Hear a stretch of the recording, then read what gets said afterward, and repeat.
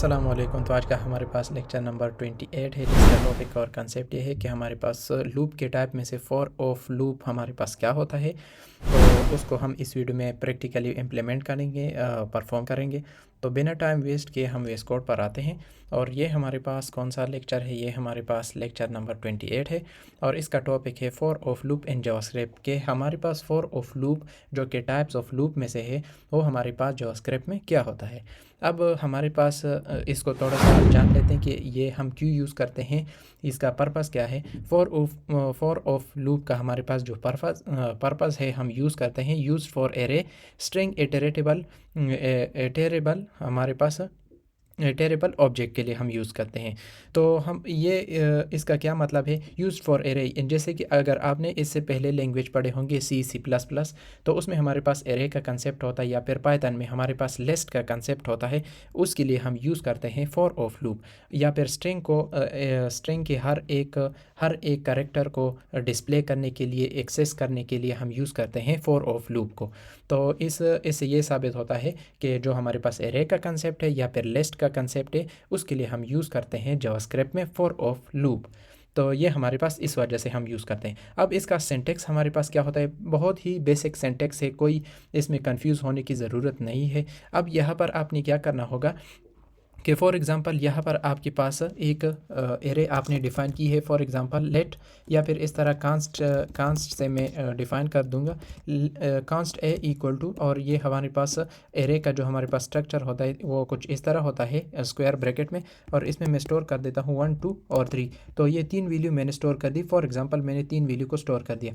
अब यहाँ पर मैं क्या करता हूँ कि लेट एक वेरिएबल मैं यहाँ पर बनाऊँगा। जो भी वेरिएबल आप बनाना चाहते हो आप बना सकते हैं, लेकिन नेम मीनिंगफुल रखे तो बहुत अच्छा है। तो यहाँ पर फॉर एग्ज़ाम्पल वेरिएबल मैं बना लेता हूँ यहाँ पर, फॉर एग्ज़ाम्पल यहाँ पर के ए डबल आर के नाम से मैंने एक वेरिएबल बना लिया। अब ऑफ, तो इस ऑफ से ही हमारे पास पता चलता है कि हम किसके लिए बना रहे हैं। ये जो हमने वेरिएबल, ये जो हमने एरे डिफ़ाइन की है, इसके लिए हम बना रहे हैं। अब जितनी भी हमारे पास इस एरे में हमारे पास वैल्यू होगी, वो हमारे पास जो कि हमारे पास इसमें है, तो वो हमारे पास इस वेरिएबल में आ जाएगी। अब हम इसको यहाँ पर फिर डिस्प्ले कर देंगे। किस तरह डिस्प्ले करेंगे?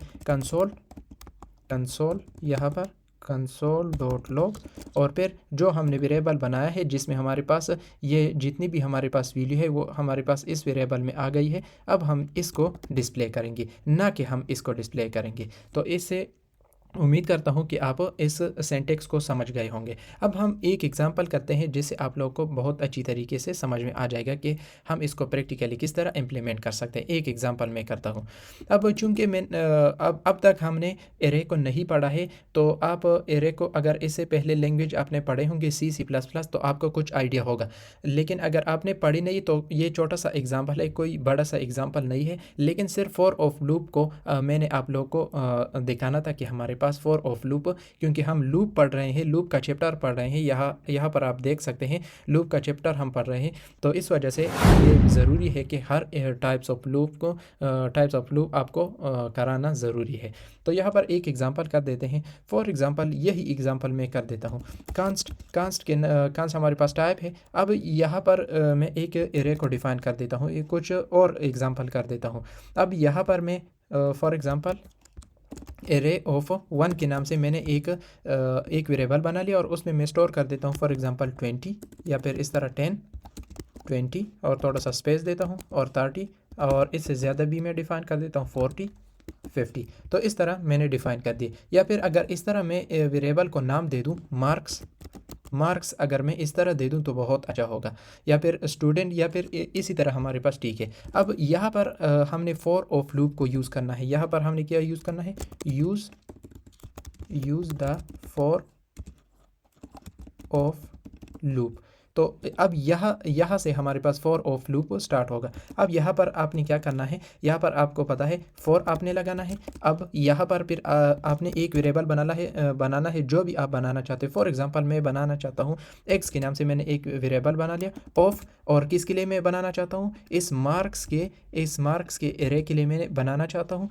अब यहाँ पर हमने क्या करना है? अब इसको हमने एक्सेस करना है। अब हमने इसको क्या करना है? डिस्प्ले करना है। console.log और फिर जो वेरिएबल हमने बनाया है, अब जितनी भी हमारे पास एरे की वैल्यू होगी जो कि मार्क्स में है वो हमारे पास एक्स वेरिएबल में आ गई है। अब एक्स वेरिएबल को हम यहाँ पर डिस्प्ले कर देंगे, तो यहाँ पर हमारे पास ये जितनी भी वैल्यू होगी वो हमारे पास डिस्प्ले हो जाएगी। अब हम इसको चेक करते हैं कि ये हमारे पास किस तरह इसका आउटपुट आता है।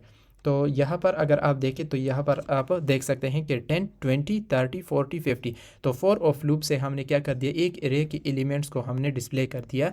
तो ये बहुत आसानी के साथ, तो इस तरह हमारे पास फॉर ऑफ लूप का कंसेप्ट होता है। अगर आप अब भी आप लोगों को समझ में नहीं आया है तो आप कमेंट सेक्शन में आप कमेंट कर सकते हैं, क्वेश्चन दे सकते हैं, कोई भी क्वेरी हो आप दे सकते हैं, मैं उसका आंसर दे दूंगा। तो कोई भी कन्फ्यूजन हो आपने कमेंट सेक्शन में देनी है तो मैं उसका आंसर दे दूंगा। तो आज के लिए इतना ही, मिलते हैं नेक्स्ट वीडियो में, नेक्स्ट लेक्चर में। Thank you.